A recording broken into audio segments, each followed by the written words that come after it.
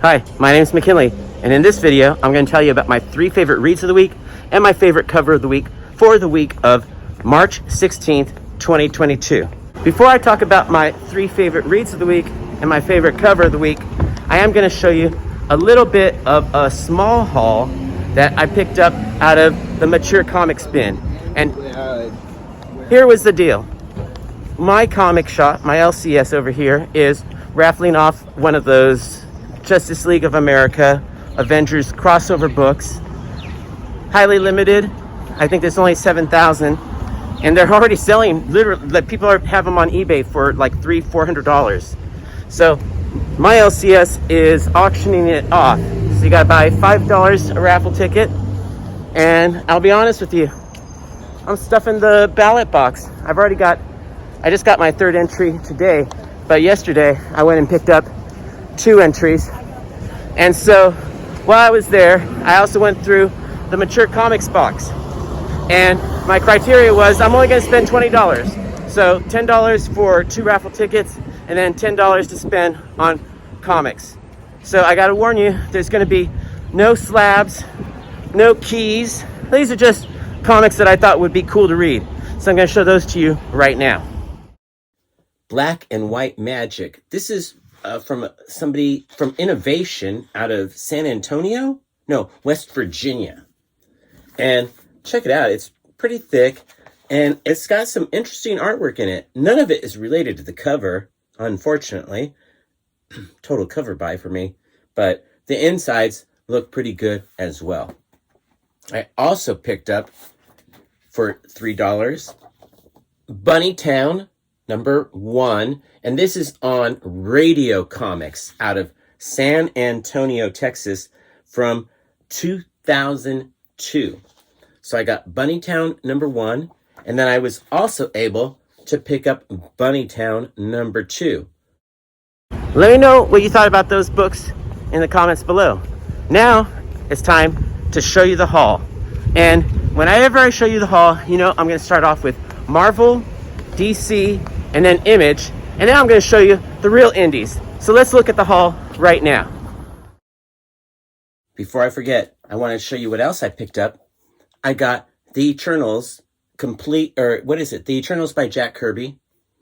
It is the complete collection. I thought it would be like the Mighty Marvel Masterworks that Pittsburgh Zombie had shown, and I've actually bought a lot of them because I bought the Fantastic Four, I bought the Hulk, and I bought the X-Men, and I think I bought 2 Fantastic Fours. But I thought they would be cheap like that, because those are like a $16.99 price tag.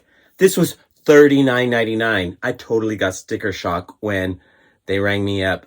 But anyway, I got it, and I'm stoked to get it because it's nice, and I have been buying the floppies, getting those when I can for not really cheap, because those are actually kind of expensive books. So I don't think I've gotten one for less than maybe $8 or $9. I know I've been spending like 10 to 12 on an average on those books, which is a little bit more than I think the Vulture Club should spend on books. But sometimes, even if you are Vulture Club, you're still spending that much just for a Vulture Club copy, because really nice copies can go for a lot of money.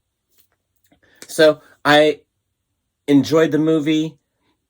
I was getting impatient with collecting the floppies, and I just wanted the whole gosh darn story right at one point in time. So I picked this up, $40, a little bit more than I wanted to spend, but it's still nice printing. And it is like the Mighty Marvel Masterworks, except a little bit bigger. And that makes it a little bit more enjoyable, I guess. Like most weeks, I have no Marvel books to show you. So let's move straight on to DC. And we're going to start with the cover that everybody bought. I know. If you didn't buy this cover, I don't know what the heck you were thinking. This is Batman Superman World's Finest with Jerry Seinfeld on the cover. They'd originally announced that it was going to be like a 1 in 25 or a 1 in 100. It was going to be impossible to get, basically, for an average person like me.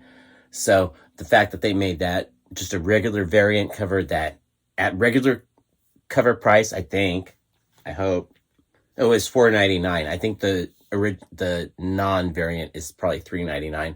So they still gouged me, but I bought it anyway because I was super stoked to get it. You have no clue. I love Jerry Seinfeld. He's made one of the greatest television shows ever.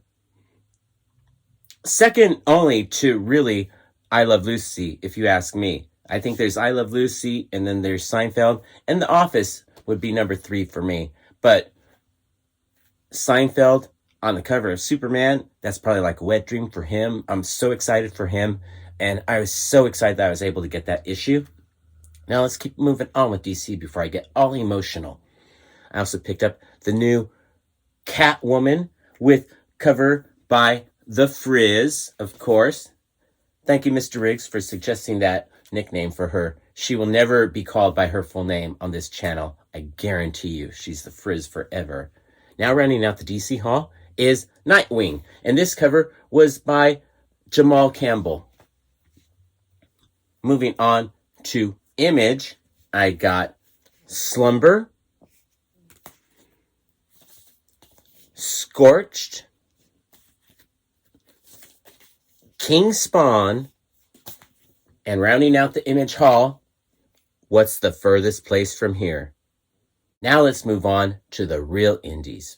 Starting with Red 5 Comics, I got the B cover for Carriers number 3 by Luis Rivera. And you'll remember that I picked up Carriers number 2 last week. So this has been a Carriers week-to-week season. And I also picked up the A cover.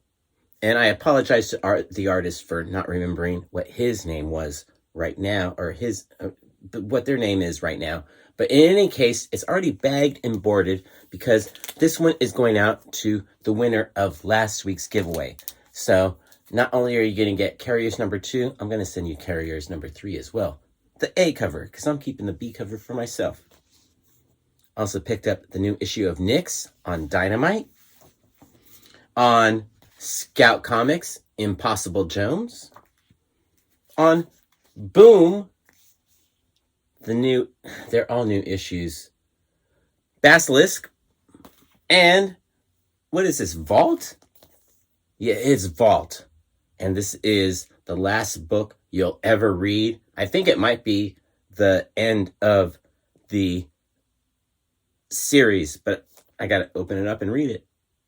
So that was the haul. If there were any books this week that came out that you got that I didn't get, let me know in the comments below, because maybe I can still go get them. Let's talk about my 3 favorite reads of the week and my favorite cover of the week. If I was being lazy, I would make Batman, Superman, World's Finest my cover of the week.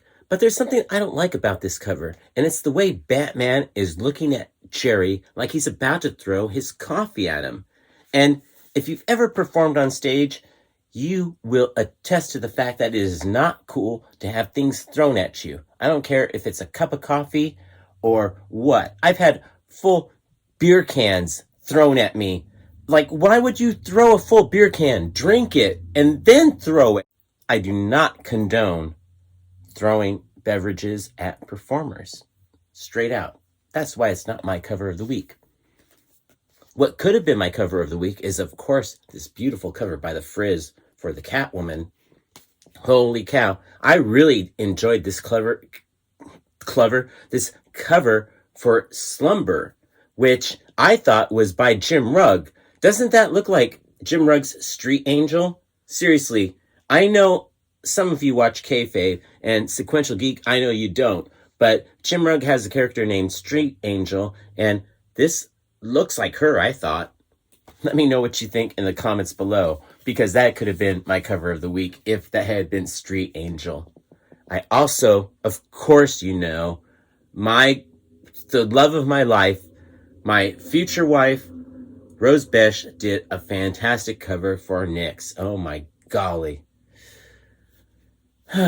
She's the best. But not my cover of the week. I really did like what the Todd McFarlane did for The Scorched. This could have been my cover of the week. But what I really, really liked was the cover for King Spawn. I just thought this was so cool.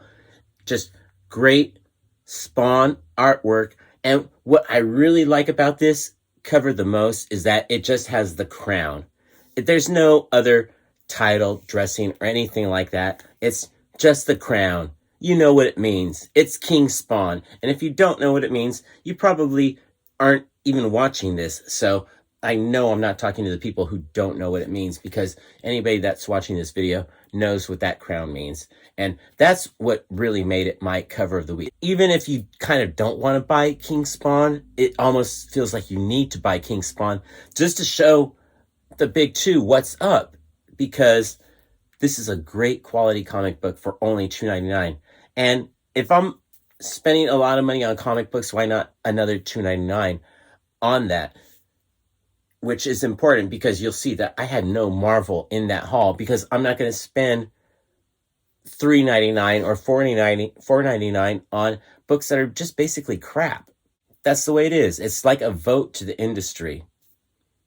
Let me know what you think in the comments below. Now let's talk about my 3 favorite reads of the week. It was a good week for books, so picking my top 3 was a little difficult because there were so many good books to read this week.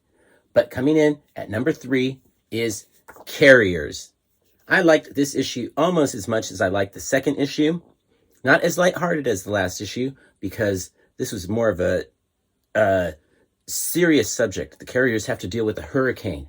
So you see them taking steps to make sure everybody is as safe as they can be, transporting birds and taking care of rats. They did it all in this issue, and it was a great read. And that's why it came in as my 3rd favorite read of the week. Now, coming in as my 2nd favorite read of the week is a book that has just been great right from the start, and such a good value for money, because it is like an issue and a half of content. What's the Furthest Place from Here did not disappoint. The story just keeps getting more and more interesting. They built a whole nother world out there in that title, and it's been fun to be a part of. So I can't wait to see what happens in the next issue. Good action, great artwork, and I'm thinking about back to some of my favorite parts of the book, but I don't want to ruin it for you, because I feel you're probably reading this book too. But that was my 2nd favorite read of the week. What was my favorite read of the week? It was a surprise to me. It's on Image. It was called Slumber. And like What's the Furthest Place from Here, this is kind of an issue and a half. I think there were, 30-some pages in this book. But good golly, it surprised the heck out of me. I was not expecting it to be as good as it was. Well, it's 2 stories going on at the same time. There's a killer or killers. People are killing other people in their dreams while coming out of it. They're sleepwalking, or I'm not sure what's going on. But it is related to the main character of the book, who I thought looked a little bit like Street Angel. She's on the front cover of this book. She goes and kills the worst part of your recurring nightmares. So this is how they're going to interact at some point in time. I don't want to tell you any more than that, other than to say I enjoyed this book a lot. It had a lot of humor in it, and the artwork was really good. I am totally on board for Slumber, and this is another one where they're building a whole nother world, and a lot of it is in the dreams, so some of the art can get kind of trippy. It's really cool. Let me know what your favorite reads of the week were in the comments below. I really appreciate you watching all the way to the end of the video. Peace, love, Bunny, and Bear.